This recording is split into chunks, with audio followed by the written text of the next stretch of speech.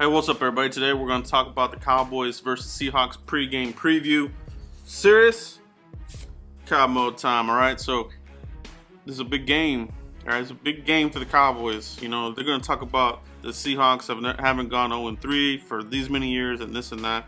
But I don't care about that, all right? They're rebuilding. We have a better roster. We need to go in here and play with some conviction and keep our foot on their neck and not let up. All right, I don't want to see a close game. We are the better team. All right, and yeah, any team can win on any given Sunday. We know the cliche, but this team is better. And if they cannot win this game, this will be directly on the coaches. All right, play calling, the coaches, and that kind of thing. So let's get that straight. Let's get that right. Looking at this game, for some stats, the stat guys out there.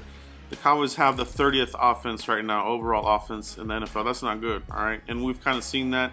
It's only 2 games. That number will improve, I believe, for the Cowboys.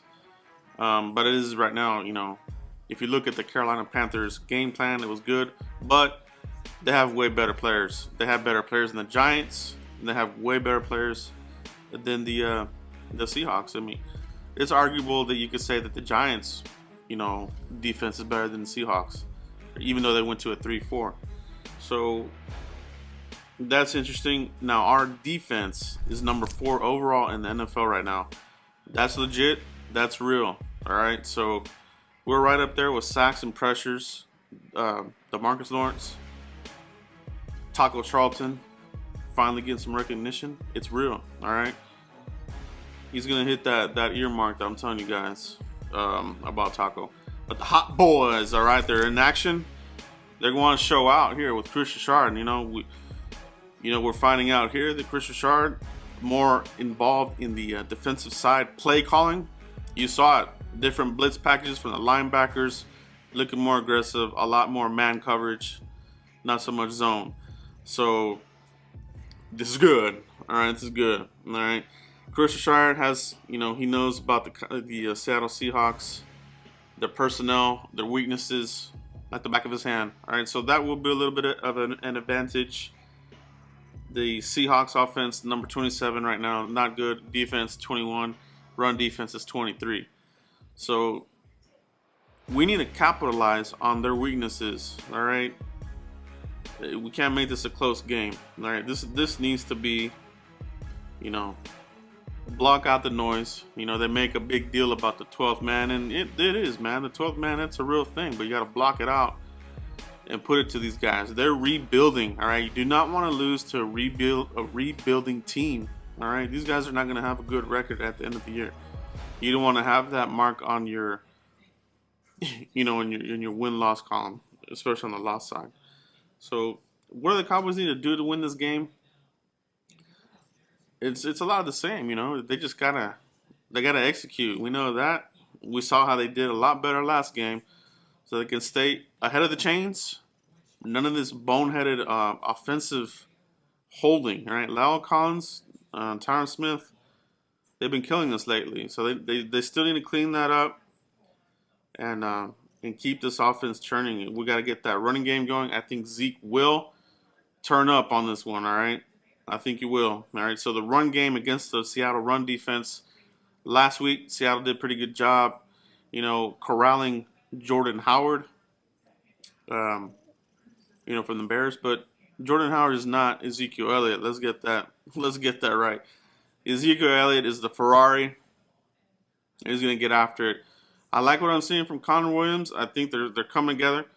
Now, where the offensive line needs to continue to improve is getting to that second level. I think they did a better job last week with the Giants, and a lot of that, they had the jumbo package with Cameron Fleming. That helped.